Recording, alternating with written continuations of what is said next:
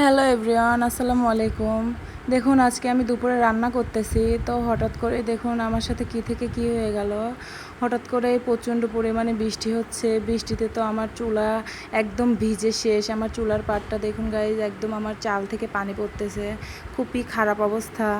দেখুন অনেক জোরে কিন্তু বৃষ্টি হচ্ছে। গরিবের আবার বৃষ্টি বিলাস, অনেকেই বৃষ্টি আসলে নাকি বৃষ্টি বিলাস করে, কিন্তু আমার তো কপালে আর তা নাই। বৃষ্টি বিলাস করার মতো আমার এখনও ক্ষমতা হয় নাই। এদিকে আমার টেনশন, আমি বাঁচতেছি না। দেখুন আমার খড়িগুলো একদম সব একদম ভিজে শেষ, রান্নাঘরও ভিজে শেষ। আমি শুধু ভাবতেছি যে আমার রান্নাটা কখন শেষ হবে। তো রান্নাটা আমি শেষ করতে পারতেছি না, আমার চুলা বারবার নিভে যাচ্ছে।